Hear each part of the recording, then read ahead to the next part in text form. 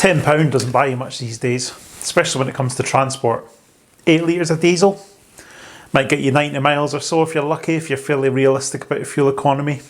It's not much use on public transport either, is it? You might find a bargain coach ticket if you book very far in advance, but you can forget about travelling any real distance by train. In my recent video covering a 775-mile journey in my MG ZS EV, I said that the cost of public charging was largely irrelevant. The average cost per mile for EV travel is made far lower by all those times that you charge at home or you charge cheaply, and that's all you need to make your journey, and you don't need to worry about the higher cost of sort of public rapid charging. You can do it fairly cheaply, your running costs are kept low, and running costs over longer periods of time are barely impacted by the fact you might make the odd journey where you'll pay a bit more per kilowatt hour. You might even use Ionity where you need to and pay loads, and overall it'll average out and it'll be fine. But that being said, many of you pointed out in the comments on that video that it was still possible to travel cheaper.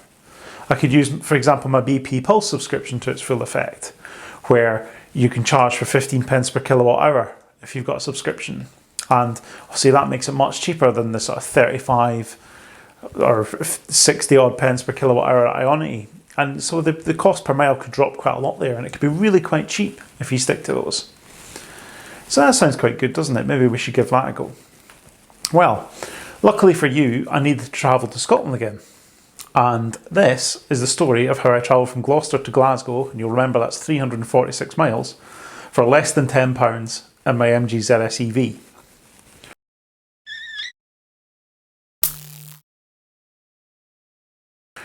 Now, as usual, I'd leave from home with 100% state of charge, charged up overnight, fully charged. Octopus Energy are my home energy supplier, and with their Go tariff, I can charge for 5p per kilowatt hour, which really, it doesn't get much cheaper than that. As always, there's a referral link in the description. If you'd like to switch your supply to them and you do so using that link, we'd both get £50 free credit. You'll get £50 on your first bill. And if you do the maths, that's probably worth a good 3,000 miles of EV travel if you charge on the 5p rate. So it's pretty good incentive to switch. So do check it out if you're interested. So for this journey, we'll be travelling 65 to 70 miles per hour. The heater or the aircon will be on as required. They'll not be turned off at any point. It'll just be the temperature will be adjusted. Be no messing about trying to eke out every last mile. And I've noticed that there's a bit of a trend amongst some EV owners. Drive as slowly as they possibly can, drafting a truck, and they're wearing 2 jumpers because it's cold, or they've got the windows open instead of using the air conditioning, even though they're traveling on a motorway where the noise and stuff makes it pretty unbearable. And you're squeezing out every last mile you possibly can. And then when you get to where you're going, you'll take a picture of the trip computer and you'll boast on social media about how great your car is in terms of economy. You've got that obligatory photo there showing that off. Now, it's hardly realistic. If you've spent rather a lot of money on a car, you're going to want to be comfortable, you're going to want to keep them up with traffic. And I think that's the very least you could expect. So that's what we're going to do. I can't find another public charging network that's as cheap as BP with the subscription, at least not one that's available throughout the country. There is free rapid charging here and there, but BP are fairly consistent. They charge the same for their 50 kilowatt chargers throughout the country. There's no variation. You don't find that some are on free vend. They're 15p per kilowatt hour. So that was the main reason why I picked them. Also, that was the network that a couple of you pointed out in the comments that if I'd used that exclusively, would have made the journey much cheaper. So that was why I chose them. You'll soon learn that cost isn't everything, but I decided that that was the way to go. And so I set a better route planner, and you'll remember that from the last video, to only use BP Pulse when planning a route. Ignore all other chargers, only suggest BP Pulse chargers.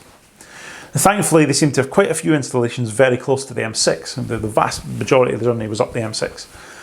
So it's actually fairly straightforward. Got some good charging options, so I was quite happy with that. And off we went. So stop number 1 was actually at a co-op petrol station in Sandbach. It was a stone's throw away from the M6. Really, really good place to stop, really. Probably actually not a bad place to stop for fuel either, because it'd be cheaper than the motorway services one.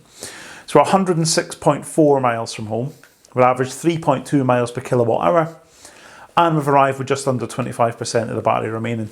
Normally I'd have kept going for a bit longer, The last time I pushed on to Knutsford where I used an Osprey charger, but this was convenient. I didn't want to have to hunt for another BP charger, and you might find it's further away from the motorway and stuff. This was fairly convenient. There was two 50 kilowatt chargers on site. One of them was in use when I arrived, the other one was available. Happy days. I charged to 70% and then left. Now there's a reason for that, and we'll get to that shortly. And that cost me £3.14 for 20.9 kilowatt hours. So let's get a running total going of the cost here. £3.14 so far. Next up, stop number 2, and that was a site that actually featured in the last video, Lancaster Park and Ride. It's quite a nice setup actually. 6 50 kilowatt chargers, and there's a bunch of 7 kilowatt destination chargers here as well. 2 of them were in use. A couple of Renault Zoes were charging, and the first one that I pulled up to and tried, the touchscreen was faulty. It wouldn't respond to any kind of input at all. Not ideal, but I moved on to the next one, plugged in, and it charged away just fine. And just like the last time I was at Lancaster, it was really fast. It was pulling as close to the 50 kilowatts as you're going to get the whole way. Perfect. Really fast when they work, that's for sure. So we took 22.8 kilowatt hours here, £3.42, and I was back on the road with 78% charge. And that gives us a running total of £6.56, and it's going pretty well so far. Definitely think we're definitely a lot lower in terms of the running total as we were the last time, so we're sort of meeting the objective. And finally, the third and final stop was in Gretna. So I managed to shun Ionity this time, even though it's nice and easy. It's on the motorway by the services, really easy. No. There's a single BP Pulse rapid charger in a hotel car park, and that was the order of the day. I actually used this one on the way home the last time, and thankfully it was available again. Gretna was really busy, but thankfully nobody seemed to be wanting to charge their car, so that was good, because obviously the big problem with these single rapid sites is if it's in use, you're going to either have to wait or go somewhere else. And to be honest, this far into the journey, I think if it had been in use, I probably would have just went to the services and used Ionity. But thankfully it was available. £3.17, 21.1 kilowatt hours, and that gives us the final total. It cost me £9.73 in public charging. I'd only charged to 73% in Gretna. Hopefully that'll give me enough charge to get to Glasgow, which it did, only just, but I did make it. So there you go, £9.73. I told you it was less than £10, and it was. It's all good, isn't it? Nice and cheap. I've come quite a long way for very little money. You know, the cost per mile is very, very low, and you know, I've achieved the goal that you all told me that I must, and how great it would be. But you might have noticed that it's not all quite been as rosy as it could have been. So you notice I was leaving each charger with a little bit less charge than you might expect. Why not charge to 80%? Leave a little bit more range in the battery, a little bit more room for things to go wrong, and you know, to take away a little bit of the range anxiety a little bit. Well, as it turned out, all 3 BP Pulse 50 kilowatt rapid chargers I used failed in exactly the same way. They get to mid 70%, well, they get to 70, 72, 78%. It would cut off without warning, the charge would end, the connector would unlock from the car, and it would bring up this error on the display. I mean, it doesn't even make sense. So this says that it couldn't start the charging session when it was obviously well underway. We've gone from, you know, low percentage to 70 odd percent, and it stopped. But it seems that this is actually a common failure of these chargers with the ZS EV. The car requests that it starts slowing down a little bit as we get towards the sort of magic 80, 81%, at least on the version of the BMS that my car's got at the moment. And it slows down a little bit just as it gets to into the 70s. It slows down just a touch. And for some reason, at this point in the charging cycle, when it does that, the charger doesn't like it and it fails. Now, it used to do this with an error that didn't make a whole lot of sense. It would come up saying, no translation available. And it seems that since then, there's been some kind of software update to these, so it actually gives you an error. But it turns out that's made things worse, because what used to happen is when you get the error, you get no translation available, you could unplug the car, you could scan your RFID card again, start another charge, go to 80% or as high as you want to go, everything's golden. It was a little bit inconvenient having to get out the car, restart the charge, but it wasn't that big a deal if you wanted to continue, all good. But that seems to have changed. So on all 3 of these chargers, and I used a couple of BP Pulse on the way home as well, When I tried to start a second charge, it actually showed that the CCS connector was now unavailable. It was crossed out when it gives you the option. It gives you the option of the connectors for you to use. There's CCS, CHAdeMO, AC. The CCS had a red cross on it. And I could still quite readily start a charge on CHAdeMO or AC, but not CCS. So resuming the session or starting a new one and getting to that 80% wasn't going to happen.